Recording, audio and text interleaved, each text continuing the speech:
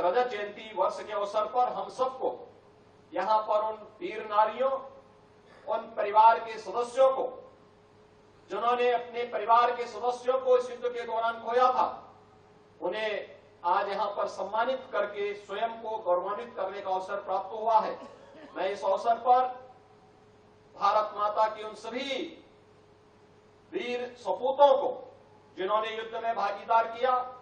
अपना बलिदान दिया, उनकी स्मृतियों को मैं एक बार फिर से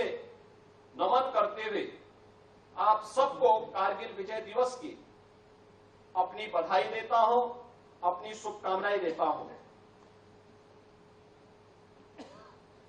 2017 में सरकार प्रदेश में बनने के बाद राज्य सरकार के नियमों में संशोधन करते हुए हम लोगों ने कुछ व्यवस्थाएं लागू की और उसके अंतर्गत हम लोगों ने सुनिश्चित किया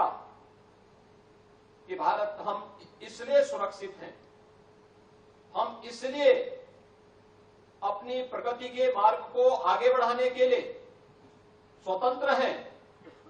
क्योंकि दिन और रात, सुबह और शाम घर से दूर सम और विषम परिस्थितियों का सामना करते हुए, मौसम के प्रतिकूल परिस्थितियों का सामना करते हुए हमारा बहादुर जवान भारत की सीमाओं की रक्षा करने के लिए पूरी दृढ़ता के साथ खड़ा है। हम आज अगर भारत को दुनिया की एक बड़ी ताकत बनाने की ओर अग्रसर कर रहे हैं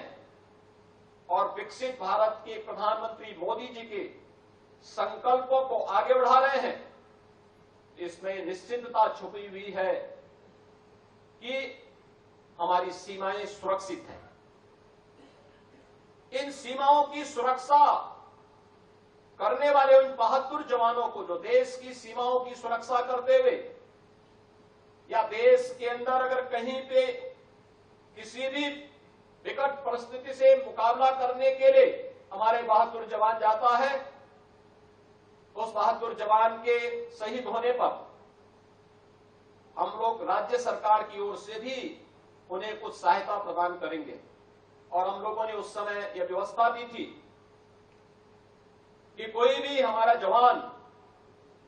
जो भी इस युद्ध, किसी भी युद्ध के दौरान या सीमा की सुरक्षा करते हुए शहीद होता है,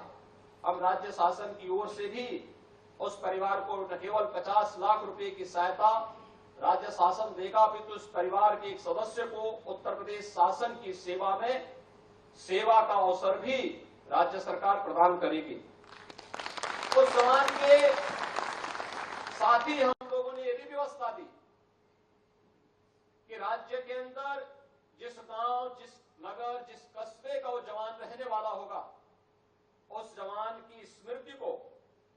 हम आगे बढ़ाने के लिए उनका एक भव्य स्मारक या किसी इंस्टीट्यूट का नाम, किसी इंस्टीट्यूशन का नाम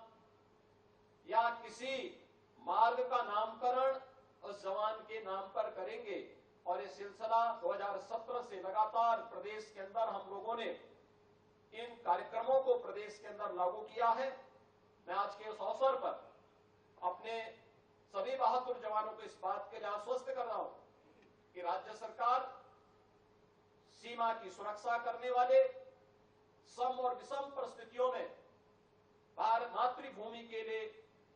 पूरे समर्पण भाव के साथ कार्य करने वाले उन सभी बहादुर जवानों के साथ सदैव खड़ी है।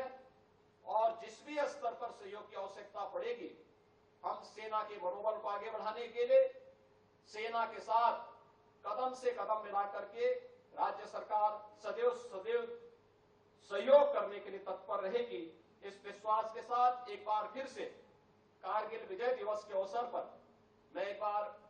फिर से आप सबको हृदय से बधाई देता हूं, आपका अभिनंदन करता हूं और आपके उज्जवल भविष्य के लिए अपनी मंगलमय शुभकामनाएं देते हुए अपनी वाणी को विराम देता हूं। जय हिंद।